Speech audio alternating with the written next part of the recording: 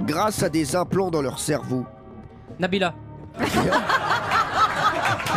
Bienvenue dans les moments légendaires de Malik Bentala. Oui, c'est encore moi, la voix arabe avec l'accent myrtique. Vous avez demandé à Okamena de changer la voix, donc j'ai un nouveau travail. Bref, dans une interview pour je ne sais quel média, comme si c'était trop important pour vous de savoir, le journaliste demande à Malik de citer la première blague qu'il a dit dans sa vie. Je me suis pissé dessus 2 fois en l'écoutant. Quand à Paris, je suis allé faire un casting pour monter sur scène et qu'on m'a demandé d'où je venais. Et j'ai répondu, je viens de Lodin, pas très loin de Saint-Géniès-de-Comolas, c'est juste derrière Codolet, après Goudargue. Finalement, c'était le diable. Dans le cadre de la promotion du film de Malik, Le Doudou, un film magnifiquement chiant. Le pitch. Alors le pitch, Michel a perdu le doudou de sa fille à l'aéroport de Roissy. Il dépose un avis de recherche avec une récompense. Sofiane, employé à l'aéroport, y voit l'occasion de se faire un peu d'argent et prétend avoir retrouvé la peluche. Le film va être adapté par Spielberg. Malik était invité pour ce film dans le plateau de TPMP. Alors, je te le dis, Malik, hein, mais t'es solaire. Ah, c'est gentil. Non, mais c'est vrai, c'est Non, il est incroyable. crème solaire. Non, mais c'est incroyable. C'est Bernard Montiel. Dans la vidéo suivante, Malik était l'invité dans l'émission de Guillaume Play et j'ai mis le bœuf, une émission exclusivement sur internet. Donc vous pouvez trouver l'extrait facilement. Parfois, tu aurais besoin d'une tétine pour t'endormir. Non, c'est Kev ça. Invité dans l'émission de Kevin Razi, Malik nous décrit avec humour les chaises dans le plateau. Un grand moment légendaire. On dirait, tu sais, les sièges des gens qui témoignent à visage caché de dos comme ça, tu sais.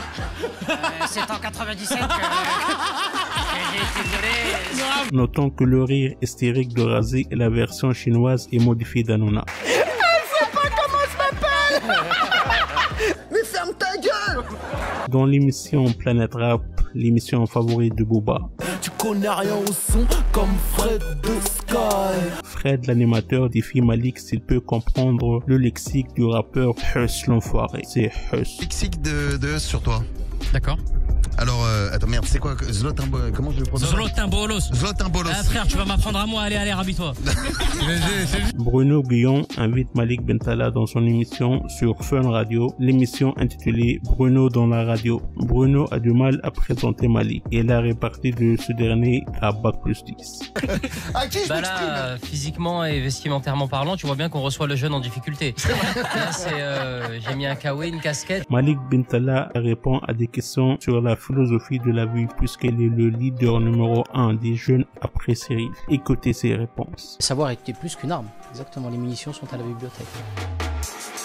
Non, faux. Le crime ne paie pas. Les jeunes, sortez du crime. Tu sais, le crime paie, protège tes chefs. Toujours dans l'émission Touche pas à mon poste, Cyril Hanouna invite un tennisman handicapé pour parler de son dernier trophée dans la compétition. On donne un plateau, mon frère. on donne un Mais plateau. c'est où? Il est beau. Il est beau. pour aller sur ton Eh, plateau. sans rigoler. C'est Donne ça à ma mère, elle sort le thé dessus au bout d'un moment.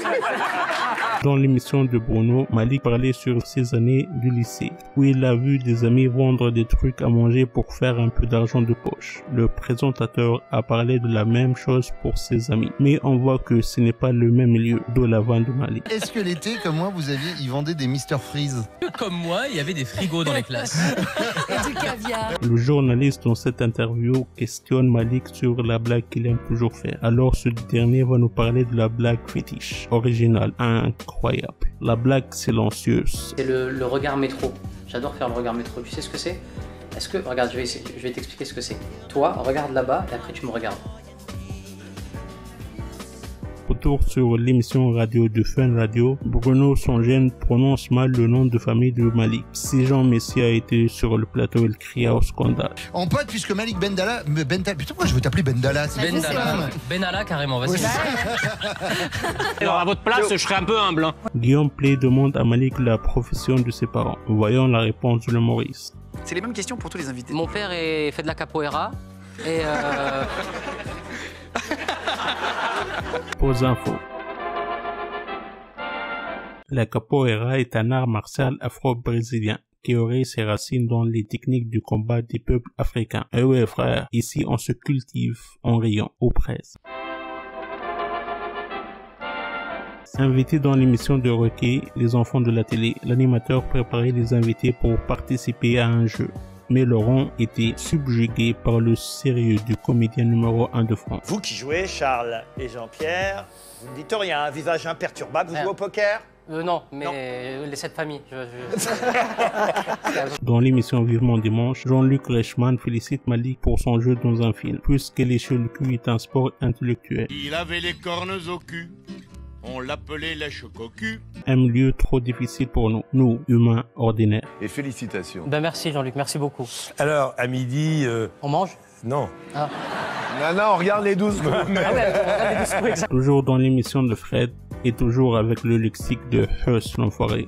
Un lexique trop difficile pour l'animateur. Que des esprits autour de la table. Mais Timba. Non, pardon, mes esprits. Frère, c'est quoi mes Timba? Mais tu crois qu'on est dans le Roi Lion, frère? Invité dans l'émission de Koé sur Énergie 12, l'animateur a pour idée d'appeler des auditeurs qui n'apprécient pas forcément le comédien. Malik trop à l'aise avec cette idée. Le principe, c'est que nous allons appeler des gens au hasard qui sont pas forcément fans de toi. Il est fou ce mec, à chaque fois il prépare ses trucs, il t'en parle pas. Bah oui. On va appeler ta mère que t'as pas vue depuis 10 ans. La chroniqueuse dans l'émission de Bruno parle de la sanction de Malik a reçue après avoir allumé un fumigène dans le stade. Du coup, la sanction, c'est quoi? T'as plus le droit d'aller au stade? Bah, ils pensaient que c'était une sanction, ils m'ont interdit de stade pendant 6 mois, mais je suis en tournée pendant 1 an. Question. Pourquoi Malik était spécialement sanctionné et pas un autre? 1. Parce qu'il est connu et arabe. 2. Parce qu'il est connu arabe et photographié par surprise. 3. Parce qu'il est simplement arabe. Répondez dans les commentaires. Le gagnant aura une kiffière. Dans la même émission, Malik parle d'une anecdote qui se passe au USA, dans lequel une spectatrice se trompe de spectacle. Il y a une nana de ma salle au premier rang qui se lève et qui me dit « Excusez-moi, vous n'êtes pas le fils de Clint Eastwood ?»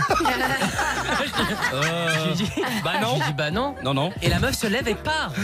Kevin Razi montre à Malik le classement des humoristes favoris des Français. Bentala surpris d'être parmi les premiers. Bon, voyant son humour, on peut comprendre. Mais ça arrive. Mais c'est un vrai classement. Est-ce que je peux voir les noms? Ouais, vas-y, regarde. Qui sont devant moi? Il y a Jarry qui est devant toi. Tant qu'il est pas derrière, c'est l'essentiel. Mais attends, pourquoi personne ne crie au scandale? Hashtag je suis Jarry. Malik Bentala nous parle d'une période de sa vie où il a fréquenté beaucoup de DJ Snake et du fait qu'il a été trop influencé par le train de vie du DJ. Entre jet, party et autre chose, pas bien du tout. Quand t'es en train de changer ta vie, t'es pas DJ Snake. Quelqu'un qui avait mis tes DJ Snack.